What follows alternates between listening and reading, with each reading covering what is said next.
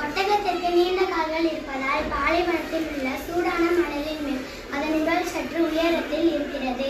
இவை கிடைக்கும் போதெல்லாம் அதிக அளவில் நீரை அருந்தி தனது உடலில் நீரை சேகரித்து வைக்கிறது. வறண்ட பாலைவனங்களில் இருக்கும்போது தனது உடலில் நீரை சேகரித்து வைக்கிறது. இவை குறைந்த அளவில் சிறுநீரை வெளியிடுகிறது. இவற்றின் சாணம் வறண்டு காணப்படும்.